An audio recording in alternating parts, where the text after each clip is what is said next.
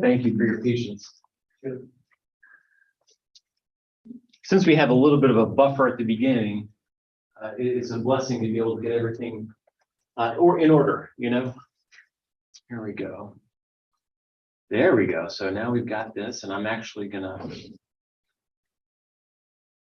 do something even crazier. This is what I really wanted to try, is then share this to our Facebook group, which is just our international ministry Facebook group. So let's go. There we go.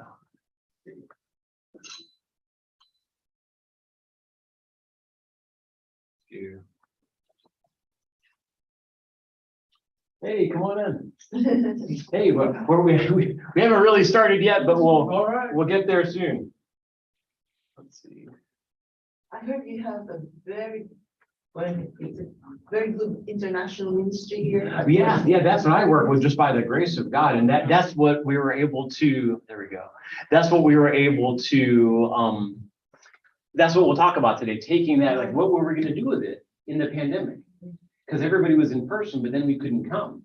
So that's exactly what we're gonna talk about, and how we did it, and just the way God's opened the door to incredible new opportunities. Let's see today. So let's see. Watch our. So you have different presentations on YouTube? Yeah. Well, yeah. Well, what I'm doing right now. There we go. Let's see if that'll work. Okay, that's good. So, okay. There we go. Okay, now finally, it's a lot of setup.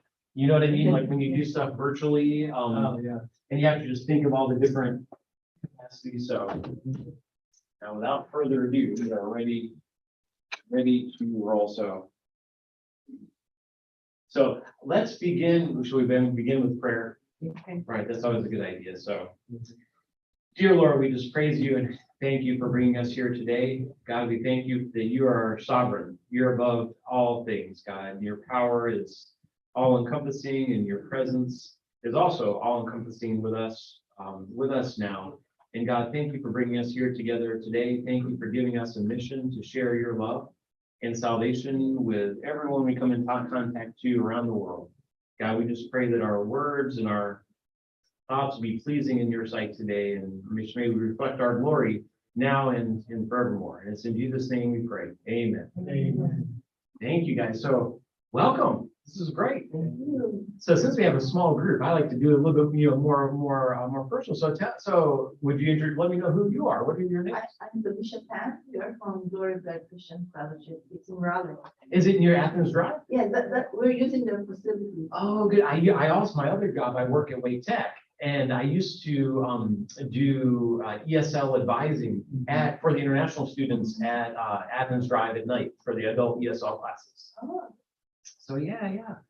So which and how about you? I'm Lillian Tenorio. This is my husband, Bong Tenorio. We're also from Glory of God Christian Fellowship across Athens Drive. Very good. And where are you guys? Where's home? Where's originally? What's home? Home for us, the three of us, is Philippines. You know, we have consistent students that join us from in the Philippines. Remember when there was a typhoon there about a year or so ago in 2021? That morning, one of our students was in class, and the typhoon was going on outside. So obviously we prayed. I think it was a Sunday morning. We were really praying for her and everyone around her. I think her area wasn't directly hit, but the winds were certainly very high. And it just goes to show you the reach that God's provided for us, you know, at this time. So I'm Jason Payne, and I'm the Director of International Programs here. And what we'll talk about today is exactly this: a global ministry, and it's a new kind of ESL. So what that's going to mean, we'll soon find out. And it partly is with our the technology setup that we have, and I'm going to actually zoom in a little bit here, if it'll let me. What's wrong here? Oh, I know, it's just delayed. Well, we'll get that worked out in just a second. before we even start, what is it that you guys, what drew you here? Or what's your interest? Or do you have any initial questions? Just before we start out. You might say, what are we doing in here, right? That's the point. I just want to know how you teach the English as second language. Mhm. So, Okay, we can definitely do that. And what we've done too with ESL for about 4 years, and we'll go into this more, we've been able to teach ESL, English as a second language, to students, here in the building. So I'll go right into it. But just to give you a little bit of a background on the format of how I presented today, while we were making this progress that I'm going to share with you today, I was actually studying a master's degree at Moody Bible Institute out of Chicago. And this was one of our assignments was to make a pitch deck, like a presentation about a ministry. The class was called a ministry entrepreneurship. So how do you turn ministry into sort of a mission? And so this is sort of the format. It's called a pitch deck template. And it's maybe a little bit hard to see, but it's sort of the flow of how you come across starting a new ministry. So it could be ESL, it could be something else, and how you present it to somebody. When you think about, what's your big idea? How are you going to connect with people? What's the problem? What's your solution? And then what's your product? So all these different steps here. Is there a business model? How are you going to get interest? What's your market, the competition, the growth, financials, team, funding, summary. So that's kind of the business side. We don't always think about that with ministry, right? How are you going to reach out? Why do we do ESL? Because that's what people want, right? We're 2 blocks from NC State, and there are many international students there and families, and they may have been presenting to students that they had a heavy accent, or they hadn't studied much oral English. So one thing that they were asking for is, how can I improve my English? So what a great inroad to help meet that need. So in doing that, we created the international ministry years ago. It actually started across the street with a after school care for kids. There was a Lebanese family that was there, and they had children. They wanted something for their kids to do after school. So we had some church members that kind of met with them as they started, and they just grew from there. They grew out of that. Then, of course, the parents wanted to learn English, and one thing led to another. But today, what I'm going to be sharing is actually an idea and a ministry thing that's got really far reach, kind of a sort of 3 different phases. And it was taking what we did with the international ministry and expanding it sort of globally. So you can see here it's global ministry ESL. And so, like I was saying, we've had a 42-year history of doing international ministry here by teaching English in the church, in person. And through those years, so many relationships have been made. What happens in the classroom teaching ESL is important. That's the draw, and we do what people want. But those relationships in those classrooms, you get in small groups, basically, and you're sharing English. And then this teacher may invite the students to their home, to a Christmas party or just a lunch. We had a college student who invited other college students to her home when she was teaching with us, just to do a women's cooking on a Sunday afternoon or Saturday afternoon. What a great way to build relationships. And really, that's what it's really all about. But the pandemic hit to all of us, right? And I remember at the time I worked for Wake Tech and working here, and I also have a little job at NC State, all with kind of international students. And I heard, from the universities, things were closing. We were hosting a nutrition class here. The nutrition class from NC State was sharing with our students. And this was early March, and they said, Jason, we can't come anymore. The university won't let us. So, okay, something's happening when we all are trying to figure out what's happening. And we decided, and so when that was happening, I started looking and saying, okay, Wake Tech is using Zoom. There's other places using Teams. They're using these different programs. Well, what are we going to do? So I started kind of doing research on my own.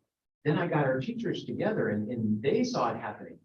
And, a lot of our teachers are in their 80s or in their 70s. So it was going to be a real concern for them.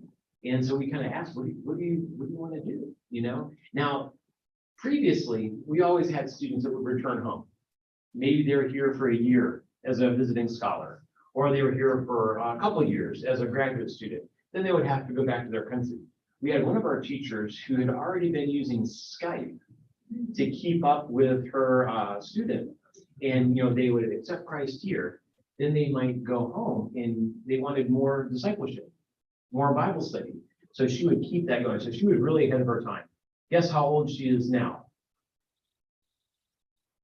She just had her 90th birthday. Oh. And she was doing this 100%. She was doing this in her 80s.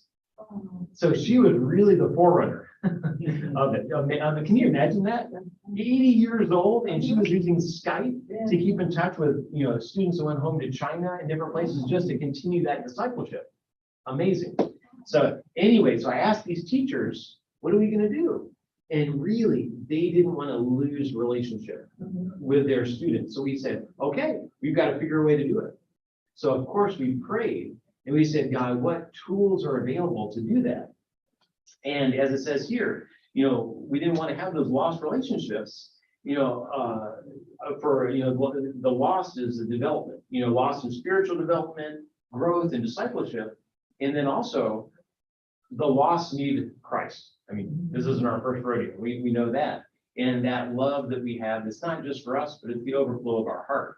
So how are we going to do it? How do we engage the nations to sustain relationships that lead to Christ?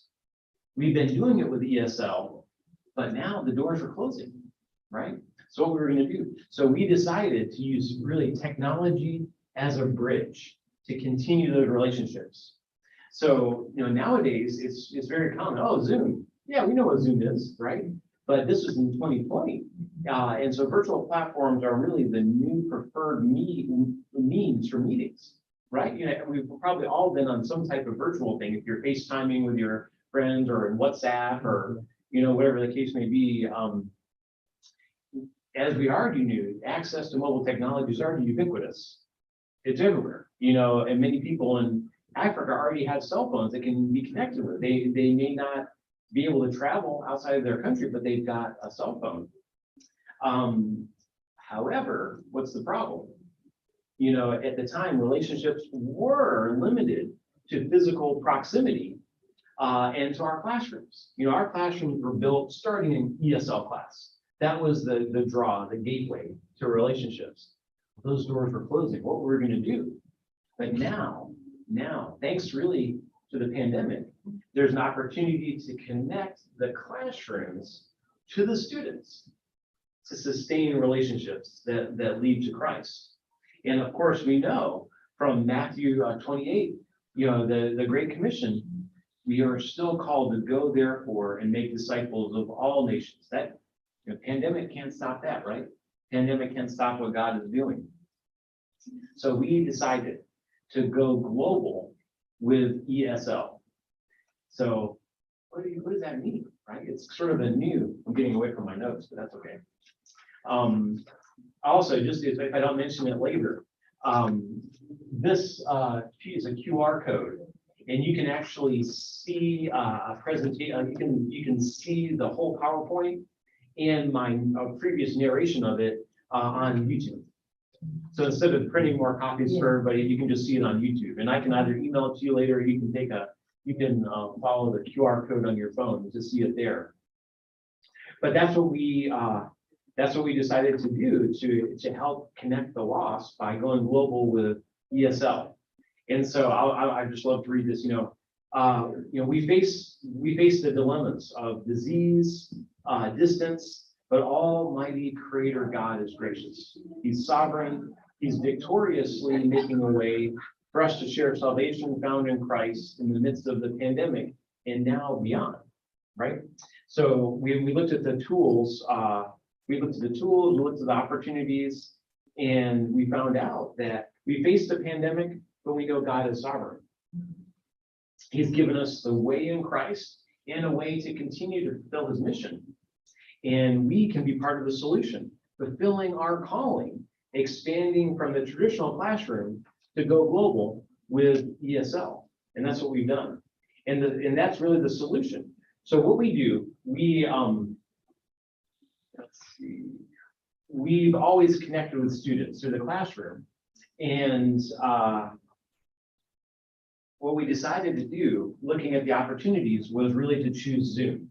For us, we chose Zoom because it was free, right? You can join without having to have a subscription. What I found out is you can have breakout rooms. So whereas typically we had people come into ESL, we had an opening class, an opening oral production class, where it was a multi-level.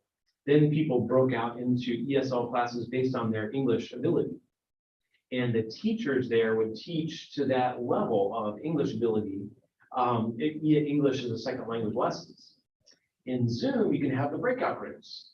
And early on, Teams and some others didn't allow for breakout rooms. So I said, oh, I like this Zoom. Let's try that. And so just a little bit of background. That week, it was, I think, March 12th. I reached out to our teachers and said, I think we've got this idea, because they told us, after I asked them, guys, what are we going to do with the pandemic? Are we going to stop? Are we going to hang it up and just take a break? They said no. And I said, right on. Let's try. Let's figure out a way. So then when we found the way of Zoom, we met 3 different times that first week, just figuring out from scratch. And then that Sunday, I think it was the 19th, March 19th, we went ahead and tried. We have class on Wednesday night, which is kind of a more secular ESL, just to kind of reach everybody. And Sunday is ESL Bible focused. So they're English as a second language lessons from lessons in the Bible. It's the same language we're reading from English. Why not teach from? So we've done that for years. We decided, okay, this Sunday, let's make it available in Zoom. And we did. And people showed up. The teachers showed up. Some students showed up. It was just amazing. So from there, many other people joined us, which we'll get into a little bit. Now, the vision, I took what we had been doing and I kind of looked at it in my schooling to see, okay, what could this be longer?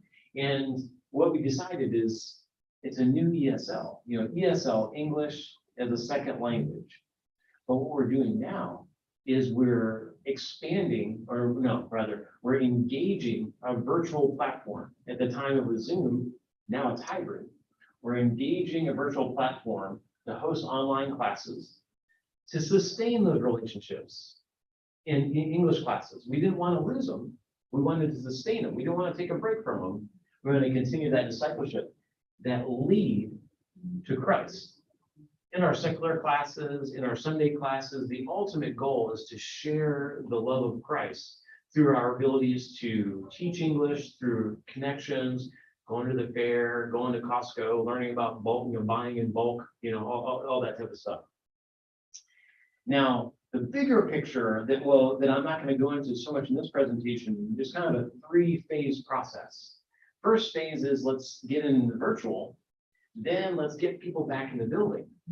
And then from there, let's connect with those groups that are part of us in other countries. And we call those in-country English language learning pods or groups, so ISEL. So the big picture was, okay, let's do what we're doing here. Let's continue it in Zoom. Then let's bring it back into the building somehow. At the time of the initial thought, we didn't know how we were going to do that. Then from there, what had happened is the students, let's see what's next. Well, before I'm getting ahead of myself. Pardon me. Oh, and we started early, so that's what I'm saying. So we'll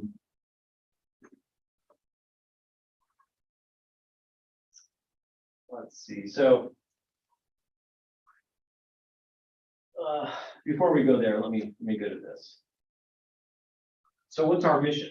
Like, what's the mission of why we're doing all this?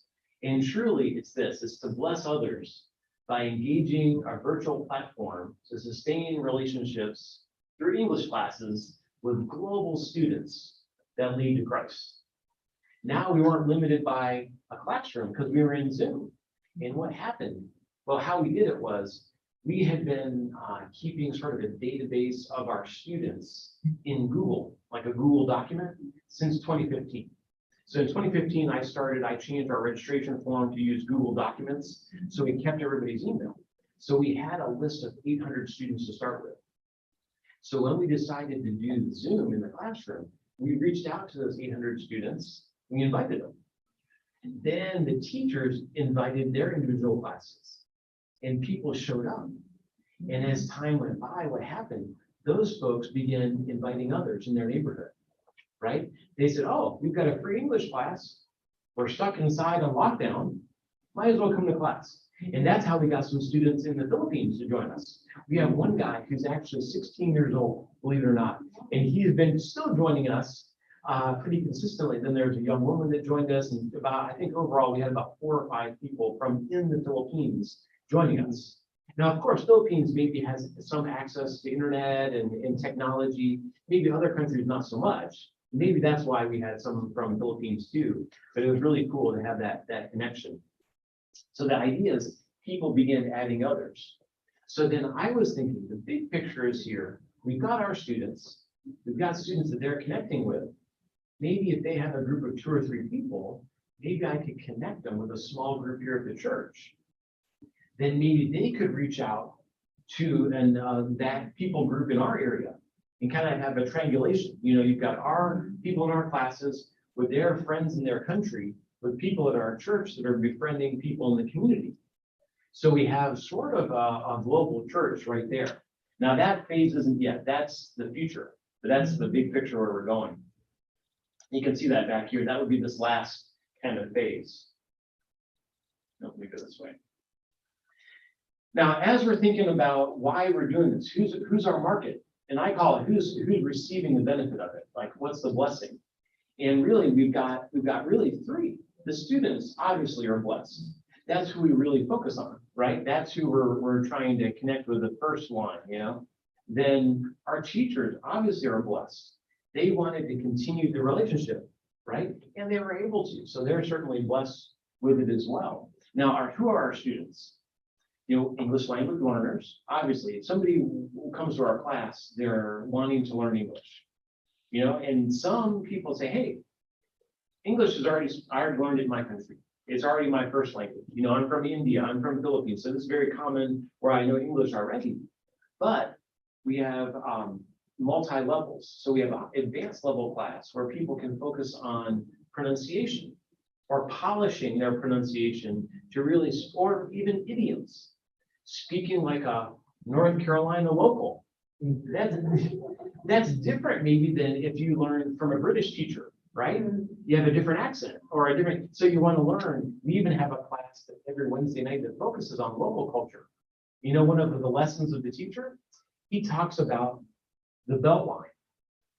Well, what's the Beltline? And if you've ever driven on the Beltline around Raleigh, you know there's an inner Beltline and an outer. What does that mean? Yeah, some local folks don't even know what that means, right? Yeah. And so he talks about that local. So he bases his conversation classes on those very specific local things that you only really care about if you're in Raleigh, right? If you're from Washington, D.C., they have their own problems with traffic, right? So we did those lessons for the folks that are here. Many of the graduate students or visiting scholars like to go to his class because they're here for a year or 2. And they really want to kind of learn what people are talking about when they say the World Series, right? It's different than the World Cup. So he talked about baseball and what that's all about, like has a lesson about that. And so we have those classes to reach all levels. Then we have classes for people that are brand new here. They're beginning. They are just learning English from hello, how are you? You know, so we have different levels of classes and different teachers to meet those levels. So because that was visiting scholars, international professionals. We have some folks that are working at Siemens or working at IBM. You know, they're here as a visiting professional, but they want to connect. And really the core of all of that is connecting for relationships. That's what ESL ministry really is too.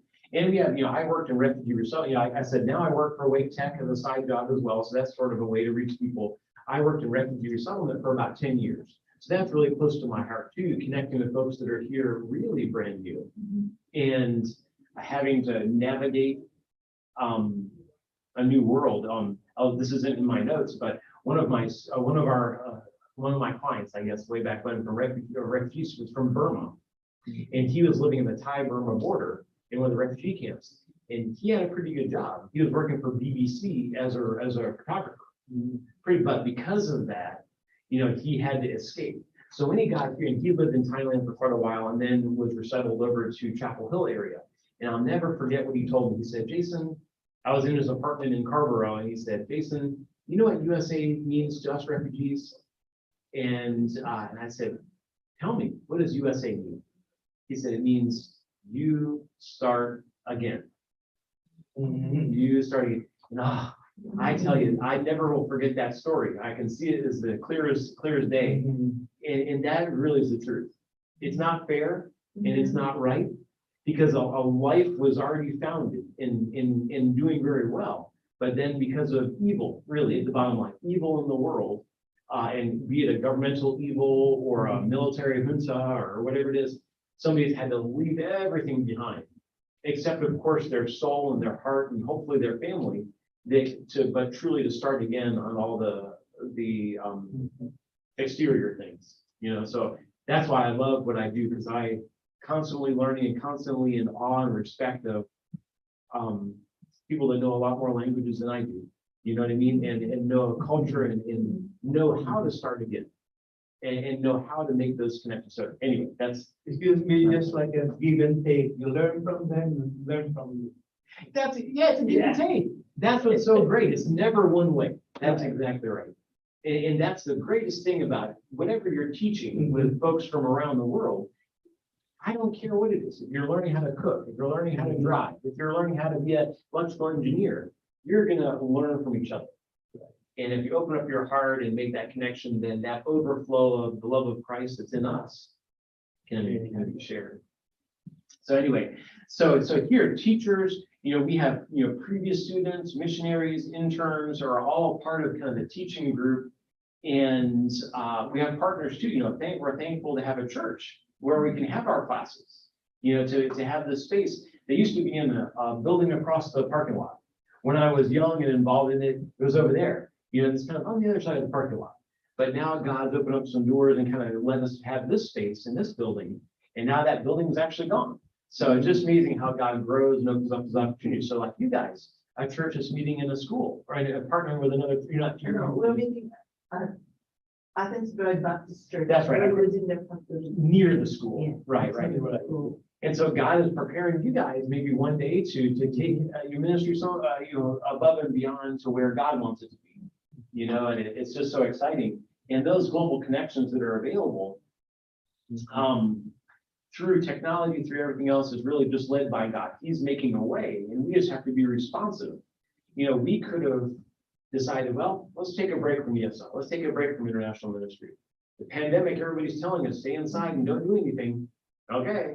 But our prayer was really that students, teachers, current and future partners will be blessed by God through this global ministry where we can reach people right in our homes. So that's a little bit what we're doing there. Now, how are we going to grow? How are we going to expand? Before we would reach people and they would come in the door, or word of mouth was a really popular way. But now, we have to think about how are we raising awareness by distribution, and then eventually these ISL pods, and we're relying at first on God. That's above everything else. The global ministry raises awareness by offering a welcoming classroom, quality English instruction, friendly atmosphere that creates meaningful conversations and relationships that grow out of the connections facilitated around the lessons of language, culture, life, and the Bible. Students, teachers, congregants, and community members organically share their experiences and invite others to class by word of mouth, or pass out our emails, send a text, and social media posts free of charge. And that's how we really grew this. Like I said, we started by sharing, the students that we already knew, and then organically it grew from there. We received cold calls from people wanting to join our class. Like, for example, while this was going on, while we were setting up our Zoom classes, a man from Morocco found us on Facebook 3 weeks after moving to Raleigh. He lived over by the fairgrounds. I've still never met him in person, but he came to our class really for a full year before he got a job and the family came and joined us. We connected, and he joined our class the next week, and then he continued with us for about a year. Hosting our classes in Zoom allows us to distribute the class and relationship making opportunities to new students we've never met by simply sharing the web link for our classes.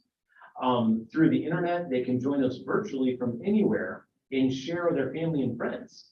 So many times, we had one woman named Laura who joined us from Colombia.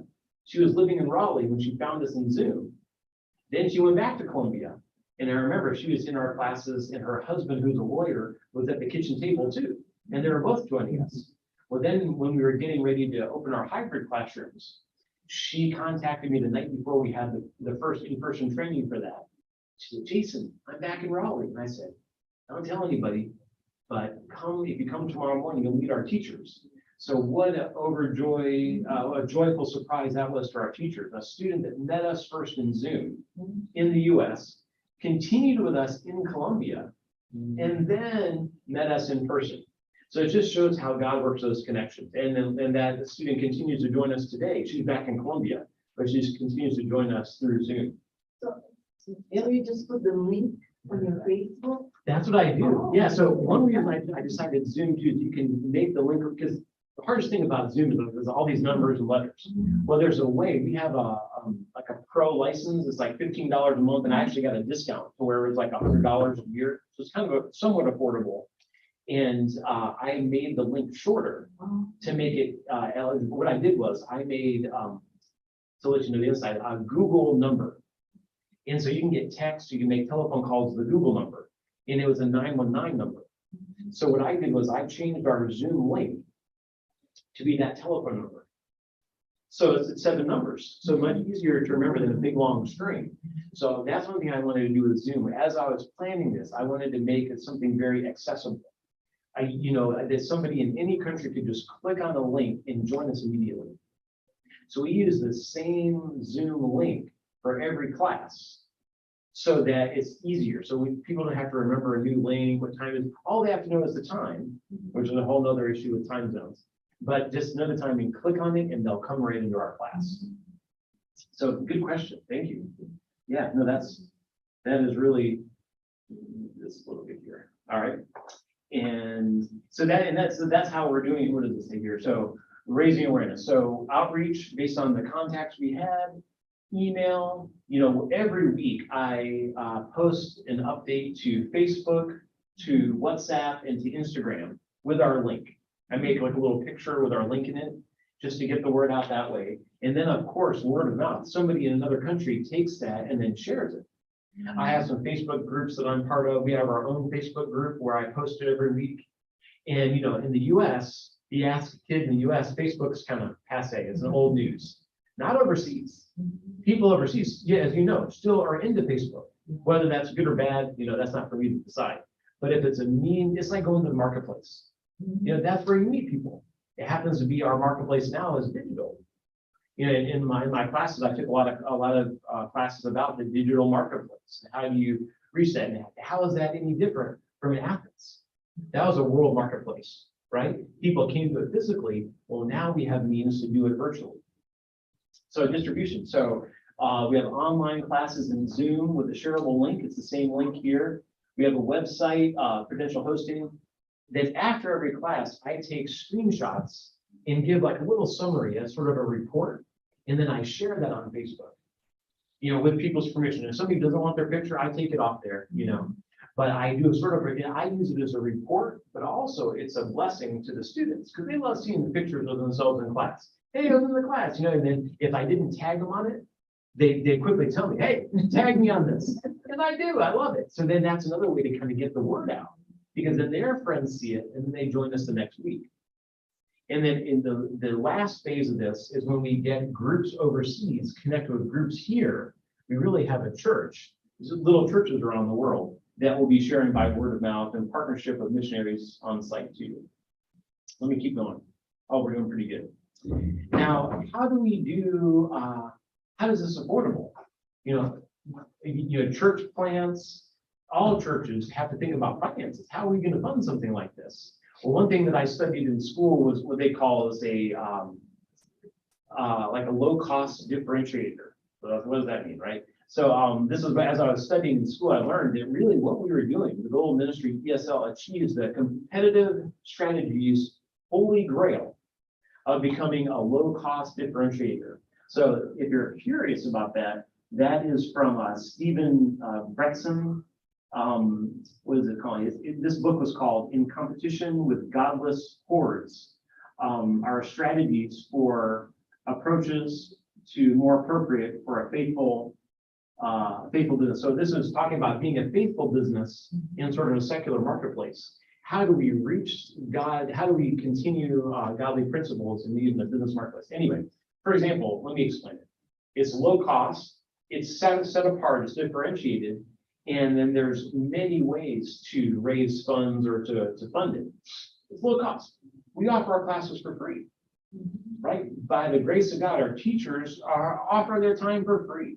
The church sponsors it. They let us use our space, let us do it. So it's great that we can offer that for free. It's different, our classes are different than going to other ESL classes in an institution. It's not like going to some professional institution where you have to pay big bucks and you get like 30 minutes with a teacher. You know what I mean? We are, and also that's good and it has its place. You have professional training and there's a cost involved, but that's not our bottom line. Our bottom line is really relationships. So we're trying to build relationships. We're relationally focused while still offering high quality instruction, right? Our teachers create lesson plans. The students leave having learned something in English and having practice having practiced English. One tip for each ESL teaching is the 80-20 rule. And basically it means when you go to a class, students should be doing 80%, not a presentation, right? But a class, students should be speaking 80% of the time. The teacher should be speaking only 20% of the time. So think, if I was going to class to learn Somali, well, I don't want to go there and just hear Somali all the time. I can do that on TV or in a recording. When I go to class, I want to speak it. So that's something that's kind of baked into what we're doing too. We always have the students speaking the language that they want to learn, which in this case is English, at least 75 to 80% of the time. That's hard for wordy teachers like me. So, but anyway, and what we do, we really prioritize spiritual over the financial gains. I think that doesn't surprise any church, right? I mean, that's what we're all about, right? It's God's glory. He's given us all that we have. We're just returning a little bit to him. So he's already kind of given us on loan, And I love this quote too, like we're really a means to the Spirit's ends. So we're the tools that God's using to accomplish his purpose spiritually in the lives of others. He's doing that work. We're just presenting. We're the messenger. We're the tool or the vessel, And this quote is from that book that I mentioned. The ultimate bottom line for our faithful business is what we call ad maiorem Dei gloriam. The ultimate line is for the greater glory of God. That's what we're doing all this for. It's not so that we can have some technology thing or host a session. It's for God's glory. We're trying to reflect that back to him. So now, I'm not going to go into all this, but for my class, I think, how do you fund it? You're not going to get money for this. Now, for us, by the gift of God, we were able to apply for a grant from the Baptist Foundation. And they gave us a small kind of seed grant, and then that just opened up doors. Other people gave donations. We were able to set up the hybrid classrooms. So we went through the whole pandemic year only in Zoom. And then we were looking at 2021, then you're beginning to open up a little bit. Everybody wanted to get back in. We know you learn better in person than you do online. I mean, we know that. It's great as a stopgap, and if that's the only resource you have. But when you can learn in person, it's much better. So we were looking to do that. We started making a plan. Okay, we've got this Zoom. And then I had the idea, wait a minute. We have students in class. What if we had like an iPad and Zoom was running on the iPad? Wouldn't that work? You can have this is very silly, but you can have an iPad in the chair, and then you're a friend in whatever country, and they're just communicating that way, So now, thankfully, we have some great minds at this church that God's brought that are very familiar with technology and AV. So I proposed it, and I did some research on this too. I said, well, could we do that? The problem is the audio. With Zoom, it just doesn't work with your tablet. You've probably been in a call like that before too. there's echo, you can't hear anybody. So the key, if you look back here, that little round circle is a microphone and a speaker. It's by Jabra. It's a little expensive, but all the sound goes in and out of that. And that reminds, oh, that's right. So all the sound goes in and out of that. So it kind of cancels the echo. So once we found that out, I said, wait a minute. So if we have to do audio separately, that means I can't use a little tablet. So what it means, we had to have a little computer. So there's that little box back there is actually a little CPU. It's refurbished, so it's pretty inexpensive, all things considered, but it's really only there to run Windows and Zoom. And then the TV, I got a really good deal on the TVs, a real discounted price. So it's just like the monitor. So in our classroom, we've got, this is just the monitor for the teacher to present their information. That TV is the screen, the computer screen, basically the computer screen. And the little computer there is running Zoom and Windows. And we control it with just a wireless keyboard here. You can see I put the little arrow on that. So anyway, that's right. But the other idea, this is more theoretical for school because you can do things like Google AdWare on your website. If somebody clicks on it, you get a little bit of money for that. There's all other ways that it isn't there. You can make a salary without a fee. Eventually, we could even do like a scholarship for a certain level of membership. Anyway, we don't want to do all that. Now, this is what I want to talk about, and we might have an opportunity to do a little bit of this later. So this is, again, looking at ministry entrepreneurship class I was in. So I took the ministry we were doing, and I compared it to what I actually created what's called a strategy choice cascade. And this is from a book called, or an article rather, in the Harvard Business Review called Playing to Win, How Strategy Really Works by Lafley and Martin. And this is actually based on, in my opinion, based on Isaiah 58:11 and Psalm 143:10. So let me just read this. This will explain it a little bit. So Global Ministry ESL spells out its strategy and its three interwoven phases: engage, sustain, and lead. That's the new ESL. And so the first step is, it's hard to see it there. These are different boxes and they're all interconnected. The first is, what is our winning aspiration? So I encourage you to think about that too. What's our aspiration as Christians? What's the goal of our life? Like, why do we do what we do? So for this ministry, our winning aspiration is, it's our mission and value proposition: to bless others by engaging a virtual platform, to sustain relationships through English classes with global students that lead to Christ. Where will we play? Where are we going to play this ministry, or where are we going to do it? In partnership with Forest Baptist Church, we'll expand the reach of our English classes to a global scale by adopting the Zoom virtual platform and engaging students in our backyard and around the world. So it goes, what is our winning aspiration? Where will we play? How will we win? What capabilities must we have? And what management systems do we need? Sounds like setting up a church too, doesn't it? Like a church plan almost. So how will we win? Now, win, of course, meaning successful in what we do, not competition. This is ministry. How will we win? By sharing the gospel of Christ through new global engagements in the Zoom classes and eventually those ISL pods and hybrid classrooms, through sustained relationships that bless all beneficiaries, ultimately leading to faith in Christ, salvation, and discipleship. So in order to do that, what capabilities? How do we teach ESL? What capabilities do we have? Well, we have devoted teachers, students, love for the lost, welcoming of all. We have ESL expertise, Zoom, hybrid classrooms. And at the end of the day, we're welcoming of all. It's God's guidance, leadership, and provision. And you're part of it too, by your prayers and what you're doing in your communities, for sure.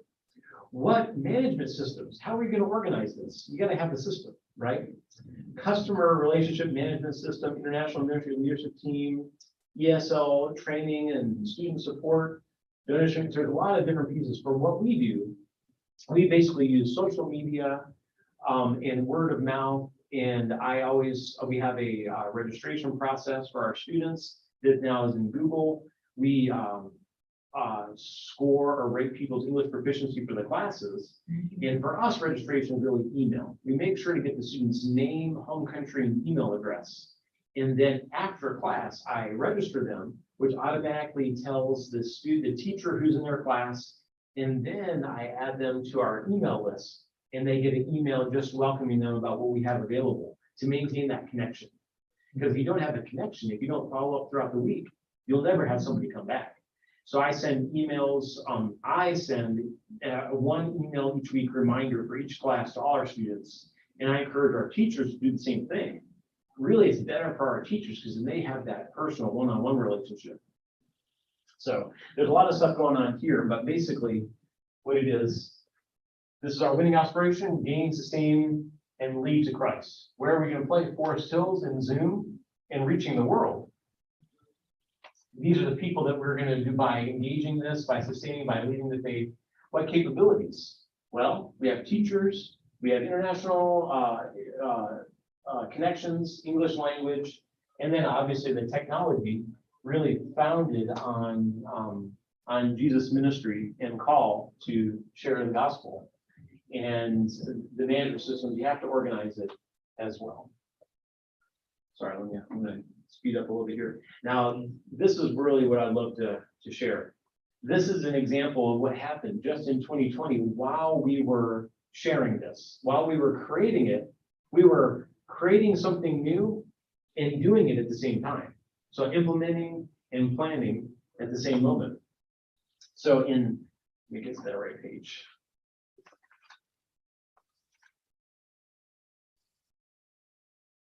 All right, so this is 2020. I have some updates for year two. So let's see. We began transitioning, as I mentioned before, the classes in virtual space in Zoom in March 2020, with the first Zoom class on March 22nd, not 19th, 22nd. Since then, in 2020, we had, at that point, this was in October of 2020, we had offered 22 classes on Wednesdays and 29 on Sundays, of different levels. Our class attendance was trending upward during a pandemic. People were joining us all the time. It was incredible. We were expanding globally. Every class included students participating in other countries. In our first 7 months of doing this, we had already reached 167 people from 31 different countries. That's what this great. It's hard to see on here, but the colored countries are where people joined us from. Fully in Zoom. Global students have Zoomed with us in 14 different countries in 7 different states. And that was back in 2020. So already we were reaching people around the world. At that time, classes were averaging online 20 to 40 people. Now, since then, this is the update. In 2020, for the whole year, we had 240 different people join us from 39 different countries. Praise the Lord. Only God can do that. We were just responding to how he called us. In 2021, we had 200, things are opening back up. They're not on it. You think, it's probably going to go down to 100. We had 232 people from 35 different countries. Now, so far in 2020, no, I'm sorry, that was 2021. 2021 was 232 with 35. In 2020, we opened up our Wednesday classes on the last week of August. We had 60 people. 60 people now coming in person and online. We had 32 online and 28 people in person. So what we've been able to do is open up the hybrid classrooms. Now, the first year in 2021, it was difficult to try and get people to come back. But in 2022, people are much more open to it. And we've got people on Wednesdays joining us both and on Sundays. Now, Sundays, we never stop. We opened up our hybrid classrooms in person and online June 6th of 2021. And we've always had people in both places. Wednesdays are a little bit tougher, but this year was a great success over last year. So we just praise God for that. Now, one thing I wanted to share is back in 2021, 2020, God was and he continues to work through this global ministry to lead students to Christ. A college student named Tarun in India expressed feeling like a changed person and experiencing peace like never before in his life after joining our classes in Zoom. He found us, I don't know, somehow online, and that's exactly his quote. You can't really see him, but this is his picture down here. And he, let me get out of the way. He's right here. And he said, and this is exactly the text message where he said it. So that's what's cool about online too. You can have like actual evidence that it really happened. You know what I mean? And he said he felt like really a changed person. And his words were a peace like he'd never before felt in his life. Now, he stopped joining us and we haven't heard from him in a while, but we know that seed was planted. And we trust that God's people are around him and encouraging and that the Holy Spirit can complete the work in India that he started by meeting with us. I have a question. Yeah, please. Like, when you teach ESL in the second language, how do you incorporate the gospel with the teaching of the language in English language? So in our ESL Bible classes on Sunday, it's even easier. Now we're really transparent. Wednesday, we say, these are ESL only. These are ESL classes. You know, from an ESL textbook, we have a ESL library over here we can look at later. And then we have a sort of a prayer room. In this room, we have our ESL Bible materials. In the other classroom, we have our regular ESL materials. So we promote it that way. We say Wednesdays, focus on ESL, culture, and sort of thing. Sundays, even in the name, we say ESL Bible. So the lessons are actual Bible verses. And then we pull ESL lessons out of that. Maybe an idiom, maybe past tense, future tense, that sort of thing. And so by creating ESL lessons from the Bible, you can't go wrong because God's word is not going to return to him void, right? So that's how we do it. And through that, the discussion also opens up. We've got a great student from Costa Rica who this year, he just started joining us, I don't know, 2 months ago, maybe a month ago. And he started in our August class and he's now coming to our Sunday classes. So there's some crossover there. He is amazing, amazing guy. And he's in our beginner ESL class on Sundays. But the discussion that came from the topics that they were talking, we're using the book of Mark on Sundays to teach English. But he's asking such high level questions. He clearly is a Christian with a long and deep background in knowing God.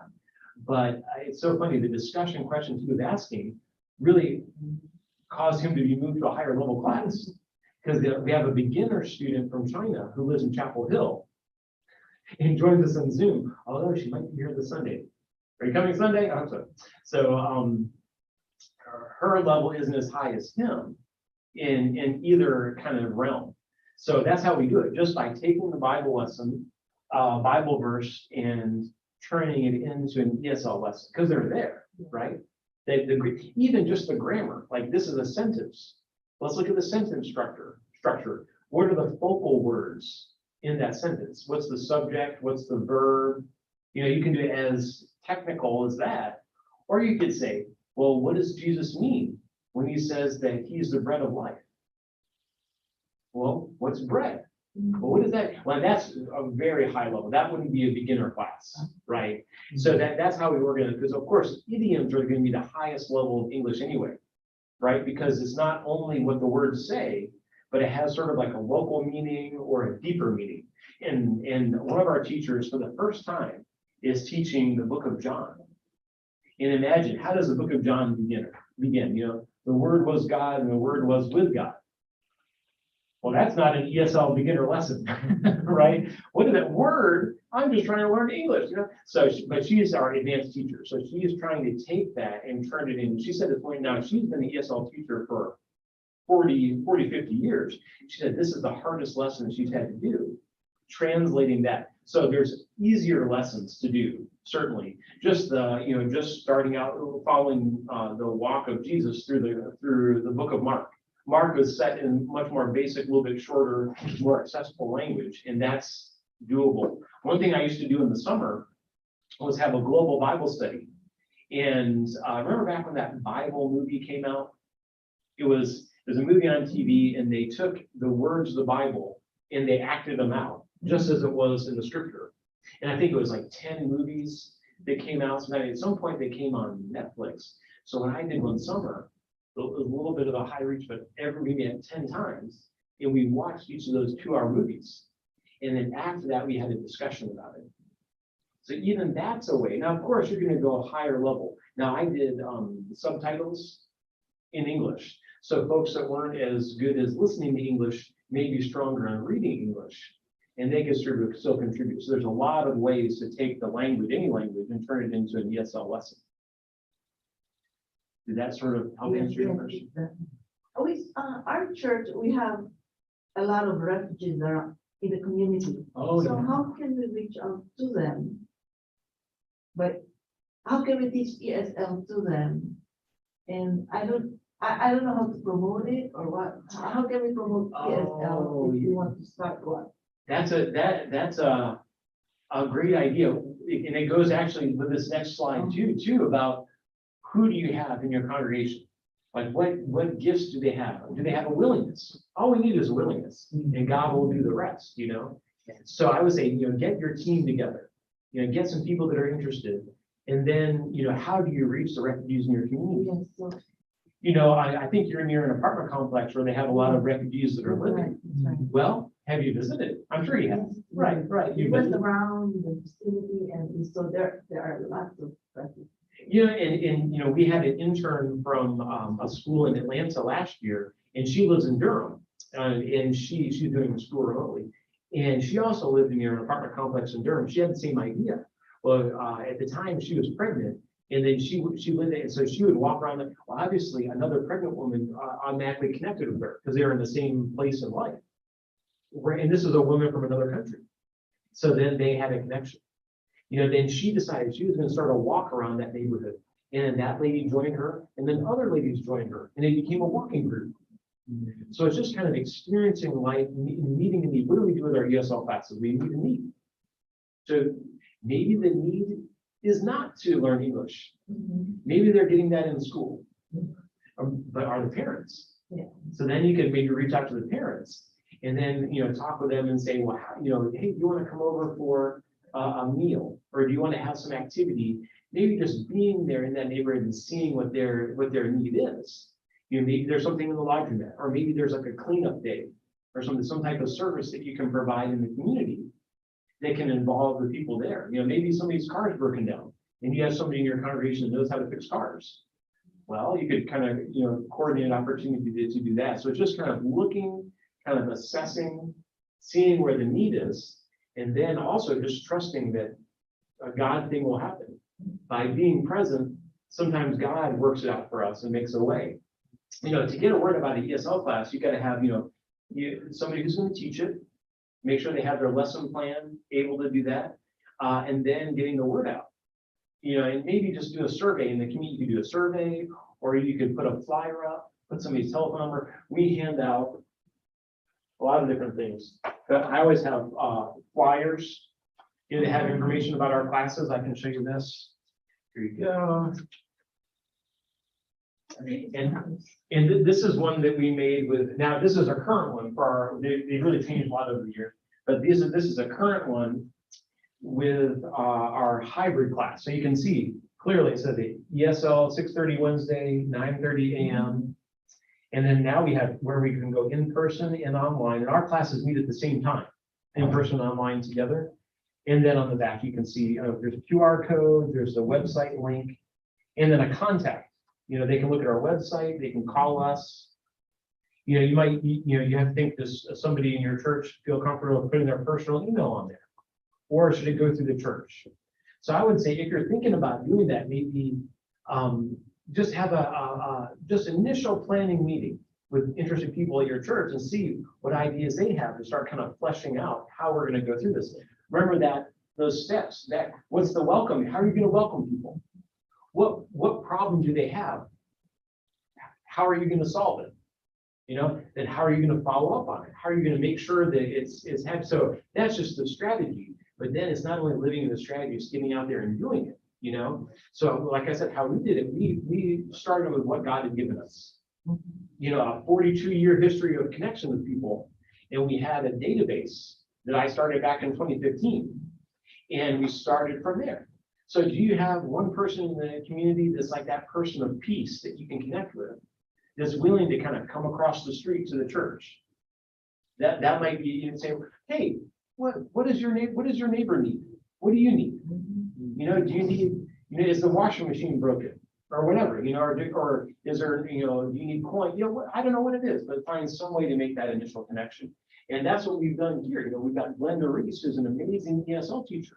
Well, she does trainings for us. There's an ESL training coming up, and I think in Maggio Day or a church in North Raleigh, I think it's through Baptist Convention that's doing an ESL teacher training. And I think it just started on Thursday or Wednesday with 2 virtual sessions, and then there'll be 1 in-person session. It's probably not too late to sign up for that. Yeah, I attended before the Oh. training Yeah, with the convention. That was before. exactly, yeah. So maybe I had forgotten most of it. Well, and then, you know, you're welcome. We have people, for the first year, we had a lot of people from all over join us on our online classes. A lot of teachers in Georgia and South Carolina would just zoom in with us to observe how we were doing it online. Because there's a lot of stuff that I haven't talked about here are the changes that we made during the pandemic. You know, we used to have 2 45-minute classes. And then with a break in the middle with a tea time in person. That's easy to do in person. I tell you, people's attention span is very different staring at a screen. So we realized we were losing people's attention. So we had to shorten our classes. So we went down from that hour and a half down to just an hour. It drives our teachers crazy, but at the same time, it's more manageable. So we've had to make some adjustments about that too. Now, this isn't important here, but you know, having that long-term plan, you know, is something to think about for the ministry in your community too. You know, where do you want to be a week from now? You know, maybe out there making connections to find the person to build from.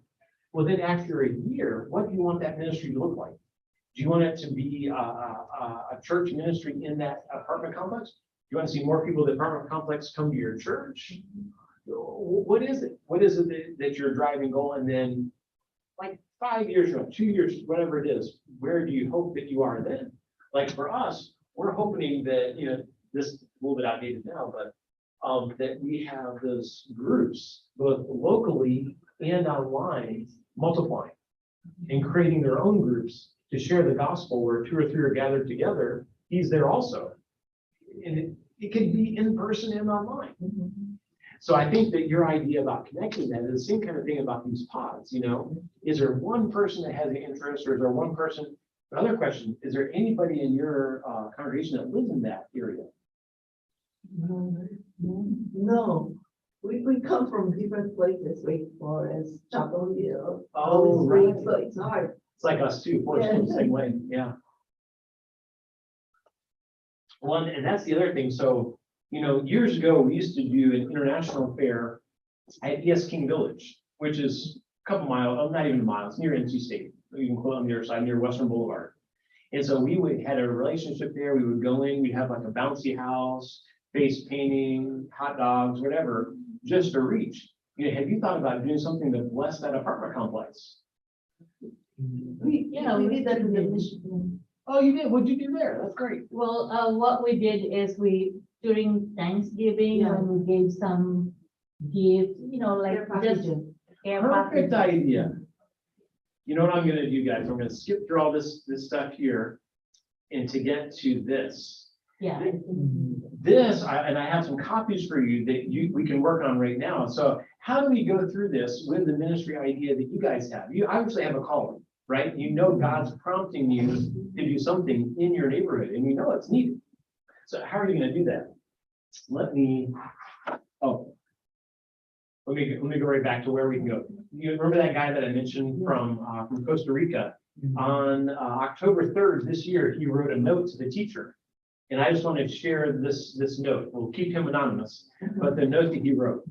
And so what happened is, remember I said he had to move up to a higher level because of the great discussion he was having. So obviously his his knowledge was more than the lower class he was in of English. He says, Barbara's class is a challenge to me. This is after the first time he joined that new class. That Barbara's class is a challenge to me. You know, challenges disappear when you translate it into a goal and you work with a God guide to overcome it. Let me say that again. That's amazing. Challenges disappear when you translate the challenge into a goal and you work with a God guide to overcome it. I entered my first Barbara's class like a paratrooper, but quickly I was participating in the class. Of course, with a lot of mistakes. You know, when you have mistakes and you learn from them and make changes, you can be better than you were. Amen. A world change needs to begin in each of us. You and the church people have friends and a home to come to Costa Rica. You are in my heart. God, please give the other teachers, Fatima, a long life to help a lot of people like me. I mean, that's what ministry is all about. Like touching people, really letting Christ touch through the little efforts that we can provide. But he made such a great point, you know. He said, challenges fear when you translate into a goal and work with a God guide to overcome it. So I would think about, you know, your church too.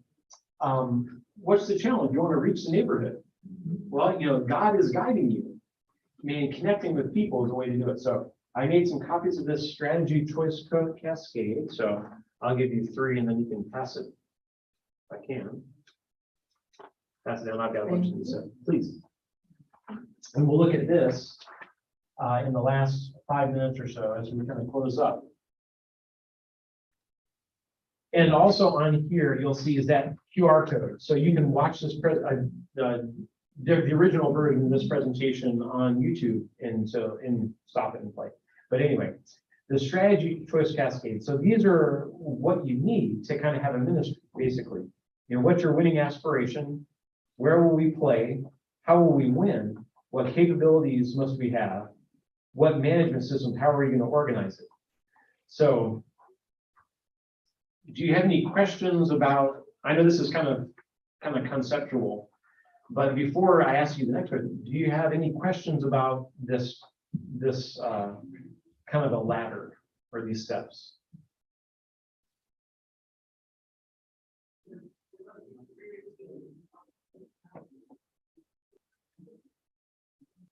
So of course, winning aspiration, like what's your ultimate goal? Where will we play? Where are you going to do it? How will we win, you know? So let me ask you, so with your church and this idea to reach the community in that apartment, I don't know if it's the apartment complex. Before we even go there, what's your dream? Or what's the goal? Like what do you want to see accomplished? Well, our goal maybe is to be able to connect with them first and then engage with them and then after that sharing the gospel. Okay. But kind of like it's kind of a challenge for us to know their language. So Oh yeah. yeah, so that's the main thing because we know that there's a lot of refugees in that apartment complex. Mhm. So what we're planning now, like we kind of like, okay, how about if we do some gardening here, some vegetable and that stuff, and then let them, you know, like if there's some fruits in there, then let them also be able to. That's a language that translates, because what your aspiration is really sharing the love of Christ, right? So that they can be more Christ-like, right? I mean, like we all are as Christians, we're trying to walk closer to Christ through salvation, of course, first, and then grow from there. But yeah, that language could be giving them something they're familiar with. If they're from an agrarian culture, or if there's like a spice or a pepper or something that they can grow there, they can also meet their need. They may not have a lot of funds. Maybe they can't go to the grocery store. Maybe they could grow something local in that garden that they can't get at the grocery store. That's a great idea. You know, there's a church, Highland United Methodist Church. It's over near Rex Hospital. So they have a garden, they have a community garden. And they used to be near an apartment complex full of refugees that since closed. But that's exactly why they did it. And the people after their ESL classes that they hosted would go and work in the garden. Some would just go to the garden. And people in the community tended it. And then they reaped the harvest. So it's not far away from you guys. It's near Rex Hospital, Ridge Road, and Lake Boone Trail. And they're a great example of a community garden that worked because they were near an apartment complex of refugees. Interesting. So winning aspiration. Where will you accomplish this? You mentioned the garden. Have you made the garden yet? She's already there, we started. Good job. We started. Where's the garden? Oh, Did you just get assigned as the leader? We're the followers. uh, We just started, helping the church Yes. fix the garden, and then later on, that's her dream, to have the Oh. garden, the vegetable garden, to reach out to the community. So it is the garden in the church. Yeah. yeah, we plan to put a plant in there, like, that's Commercial just a area, dream. we did a Community garden. beautification on the last landscape around the church. Oh, And then And after then the next project is that. Community dream. garden. that, community garden. now does the apartment complex know? And Not yet. We're not announced it yet. Well, no, well, we're out of time, but that's okay. We can, and actually, if you want, we can continue talking. We can continue talking. I want to go through this, then I want to come back to some ideas too. How will you know you're successful? Well, they will be able When to, they, they it's just come, like BND, they will come. So people are showing up, okay, but then once they get there, what's going to happen? And then share the gospel. while doing That's all a the bit of a work. jump, but that's so yes, you want to create a space to share the gospel in the garden, right? Right. Now, are you a gardening expert? No. She is. Sort of. We have some projects. You have some, okay. No, She's really good at gardening. Okay, well, but also you might think too, what if it's an off, big picture things like, what if it's an off year? What if there's Right, yeah. like fall? Yeah, just like now, we kind of like, okay, maybe we could just prepare the soil and then. Yeah, what happens in the winter? The spring, Right. start planting. And then you have a team of people that are going to be consistently available to, because gardening, you got to do it every day. Yeah. Something or other. I was reading a thing about bees, a beehive.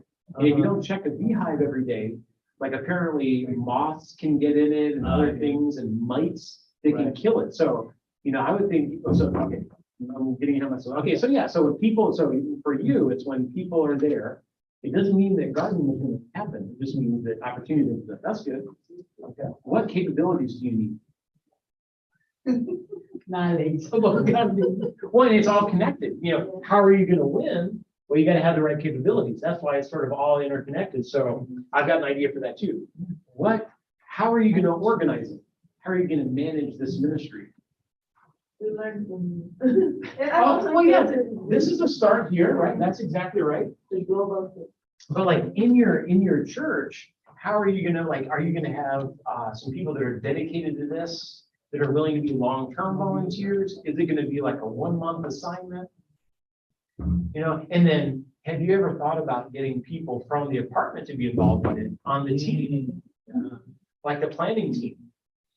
Wouldn't that be neat if you had somebody there who actually, they didn't care anything about church maybe, Yeah. but they have a passion for gardening? Oh. And they could be your insight into how to grow something, how to involve others in the community. And are you do you want kids to be there, or do you want adults?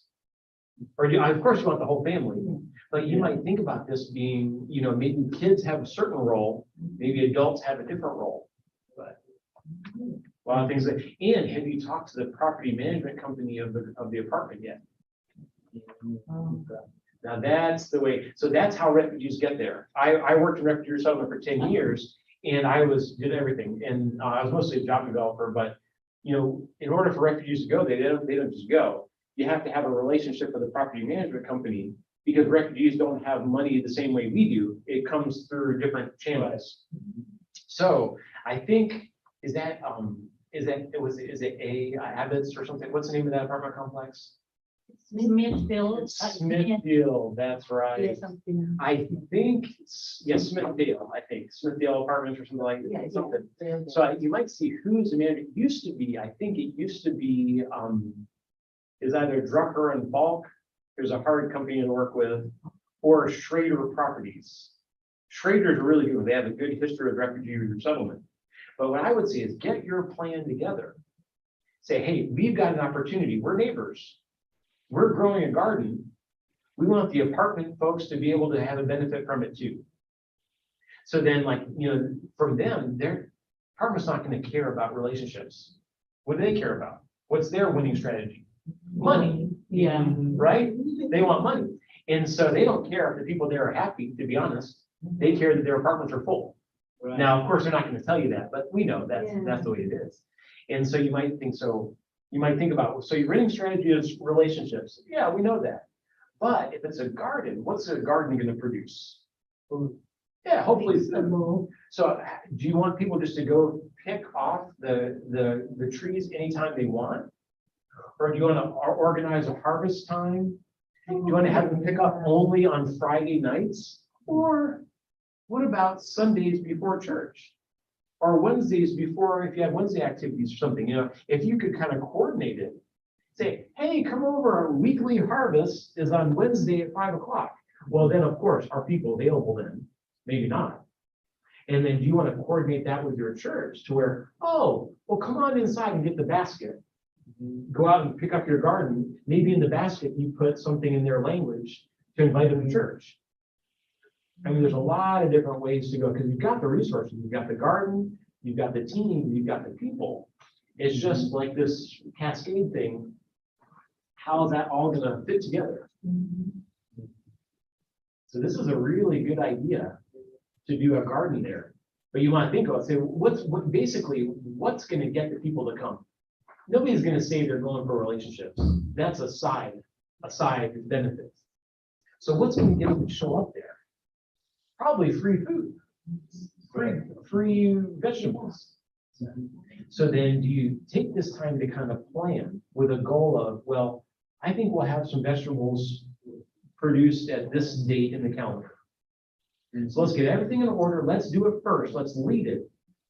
And then maybe have the rollout be, okay, we're going to invite you to come harvest the garden on this date. So there's a lot of things to think about kind of strategically. And then who's going to follow up with the people that come?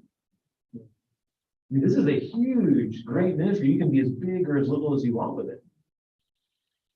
And then what's that? How are you going to get them to come into the church? Like, what's the onboarding? Sure, they're going to come to the garden. They're going to take the vegetables home. But maybe that's all they want. We have students like that. They come for English, and that's fine. And then they don't come for anything else, and that's fine too. But if they do want to stay, how do we get them connected to something more? I like it. Really good. Well, I could keep talking forever about it. Everything, but I know you probably want to go to something else. I want to be respectful of your time. We're enjoying it. Yeah, well, We're learning from you. well, I think it's a. Let me, so I would say, just, think about that, think about what you want to do with the garden. I think it's a great idea, but you might want to kind of put something down on paper and feel free to use this structure as one way to do it. It's not the best way, Yeah. but it's one way to just organize your thoughts because everything is going to be connected. All the stuff that you teach today is online. It is, yeah, And is that the website? it is the website, and then, I don't think I have it written down. Thank you. Yeah, take a picture. I'm not taking your picture. No, it's fine. Do you know how to, do you ever use a QR code? No. I can show you, you should have, what kind of phone do you have? It's Apple. It's up. There should be some way there's like a QR, I know on the Android, there's a little QR reader you can do. Let me, see what I've got. I have the website written down also. I put it together on here. Sorry, I spilled my coffee. I guess that was inevitable. And you know what? You guys have my information, right?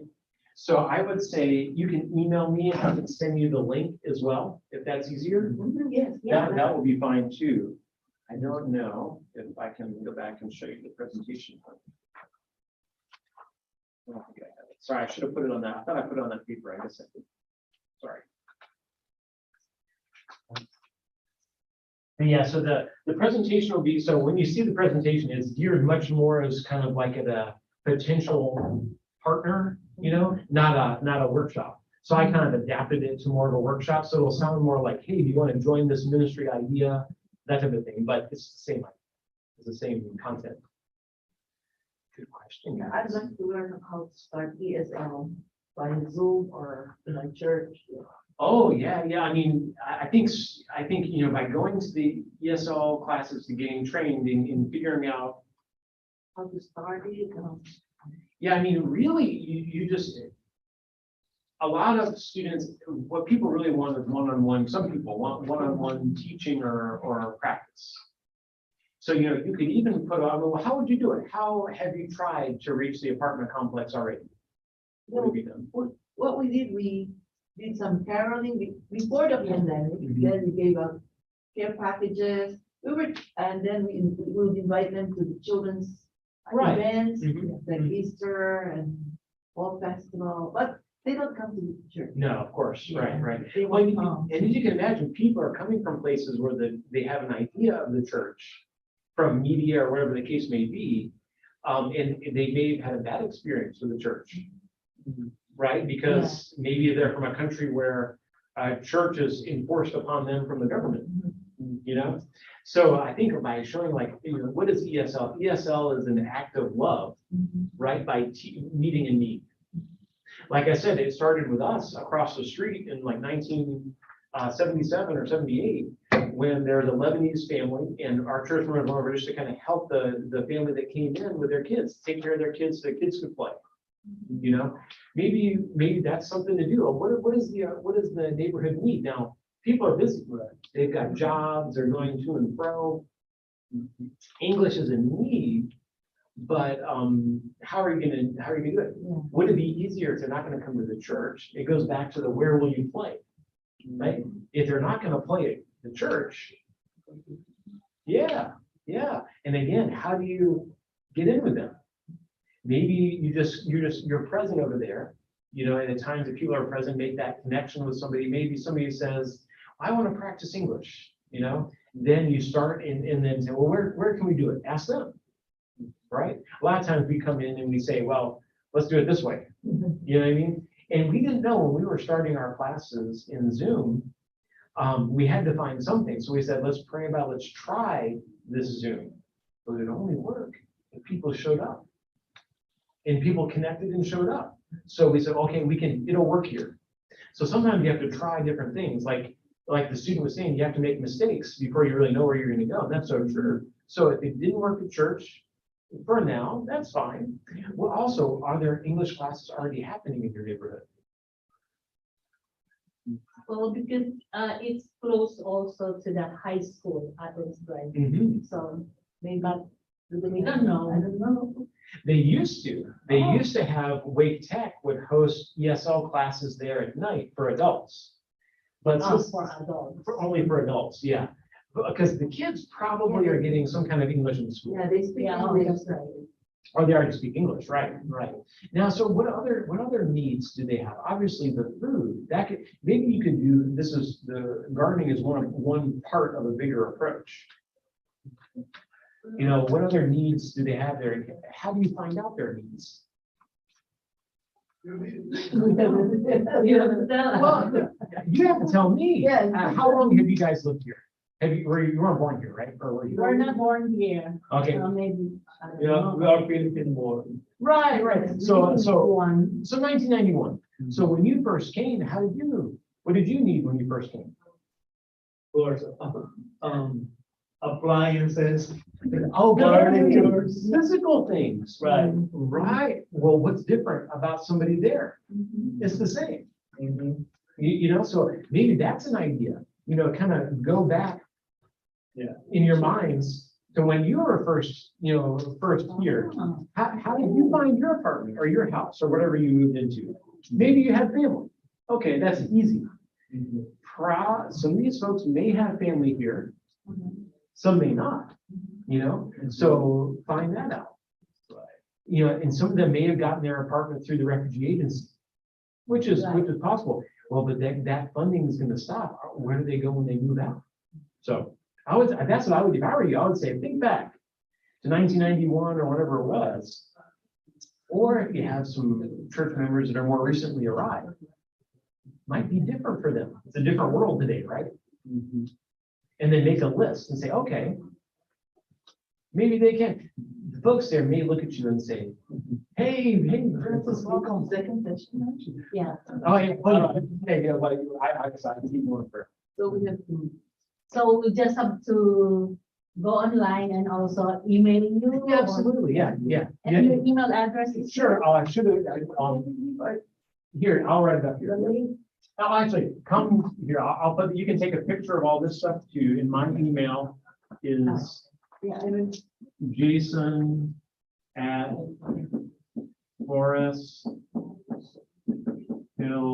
jason@foresthills.org.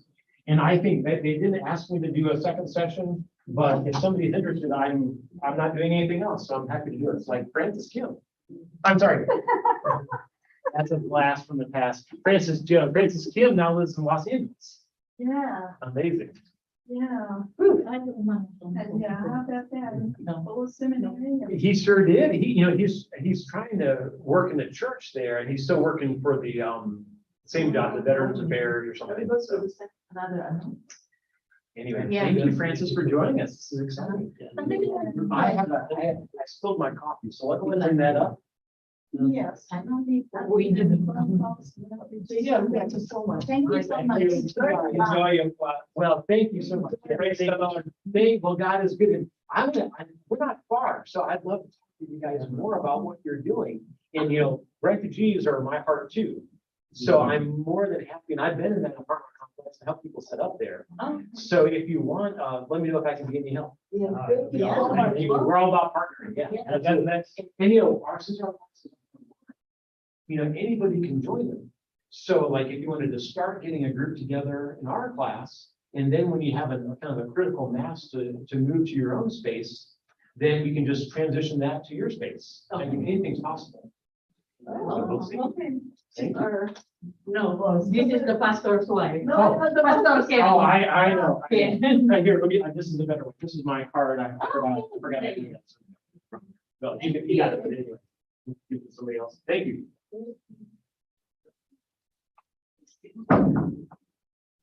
All right, guys, that was a lot. We are going to stop the recording and move on from there.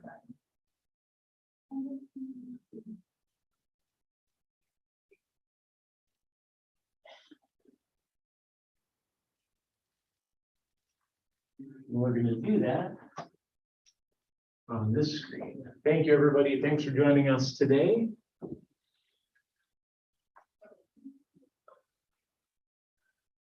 Hopefully the recording worked. We'll find that out a little later.